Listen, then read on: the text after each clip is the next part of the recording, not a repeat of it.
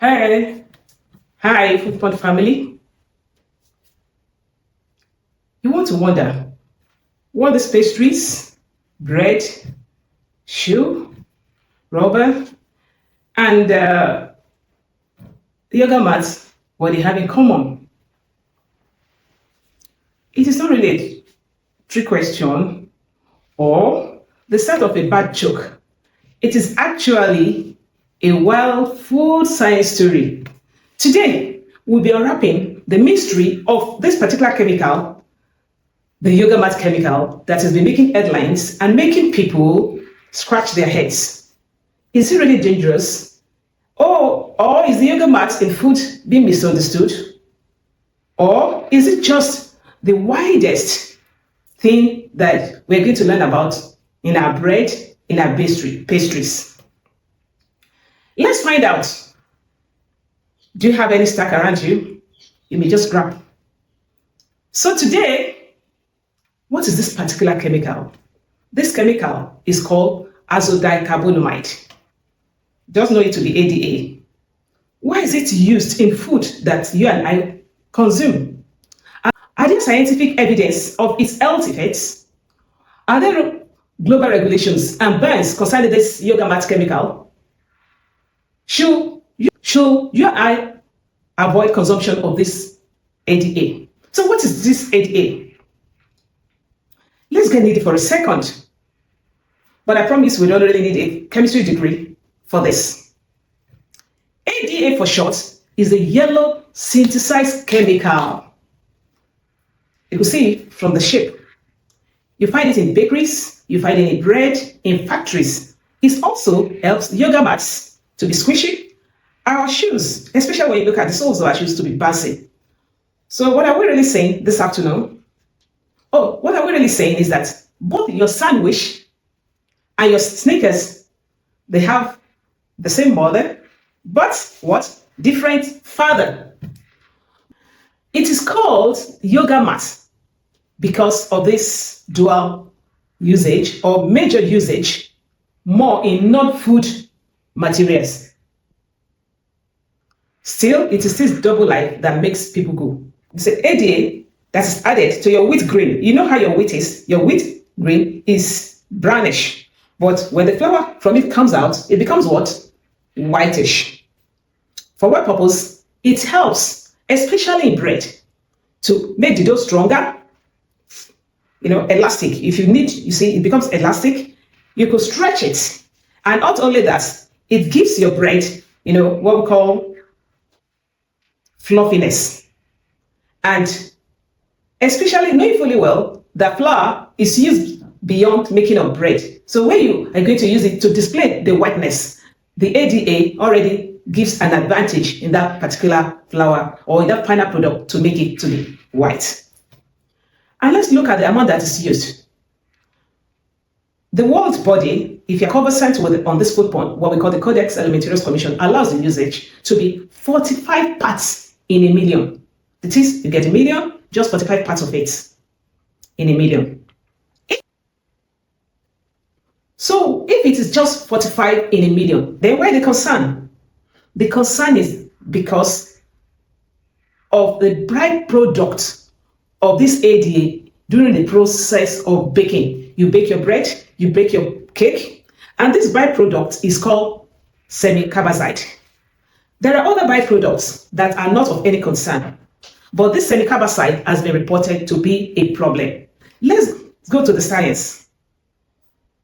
There are some myths that have been associated with the use of ADA.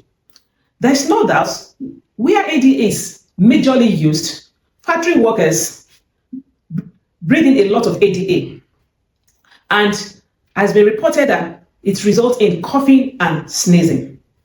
So the scientific assessments in 1999, WHO, the World Health Organization, had to conduct assessment of this. And this you can find out in the International Chemical Assessments, documents, which is displayed. And they concluded that truly ADA is confirmed to cause asthma for those that are highly exposed to ADA.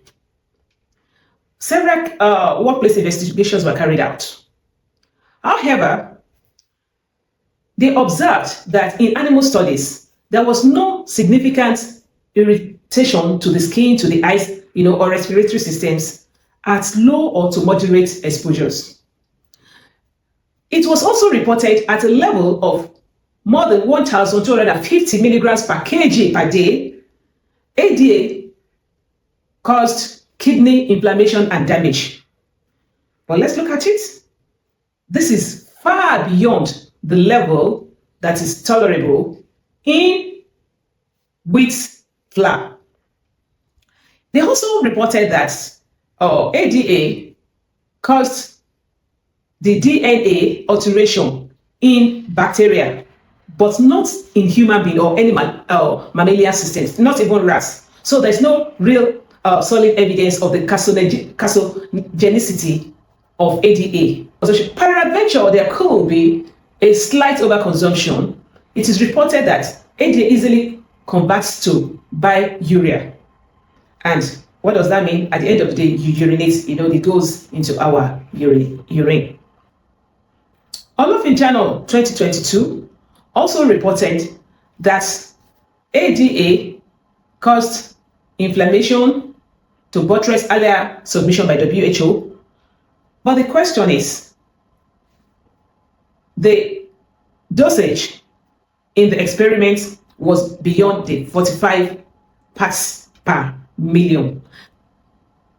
Other articles reported that ADA could cause neurological effects in animal models.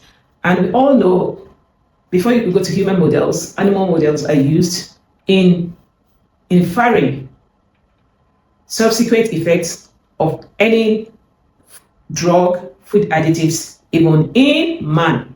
So the critical caveat in this concerning ADA is that it is what? Dose-response relationship. It is the dose that makes the poison. Let's now look at the global regulation. Because of the situation, the EU, generally, they banned the use of ADA in any food product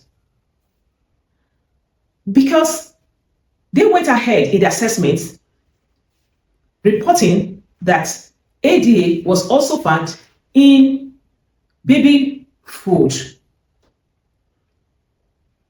So, in the US and in Canada, ADA is still legal. What they're saying is just keep below the limit. Whereas a country like Singapore has joined allegiance with Europe by banning the use of ADA.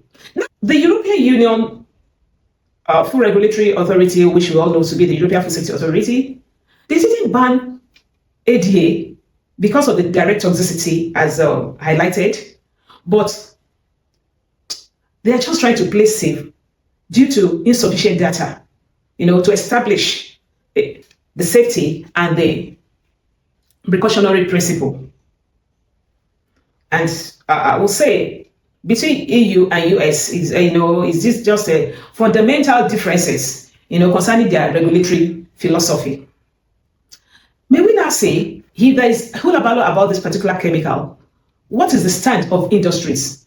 Most of industries in US, like the Subway, McDonald's, they've stopped the use of ADA.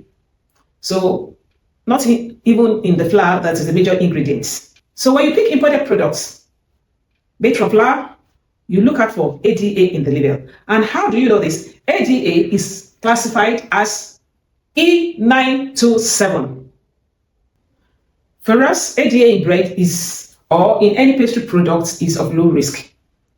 However, for those that could be asthmatic or for those that are allergic, you may want to skip consuming flour products. And this takes me to this. I've noticed in recent times that most adults, especially people in their 60s, they've stopped consuming pastry products made from flour. And that is what led me to wanting to find out the reason why this is becoming common. We know AD is just one chapter in the history of food additives. What have we been able to learn? Let's go for a recap.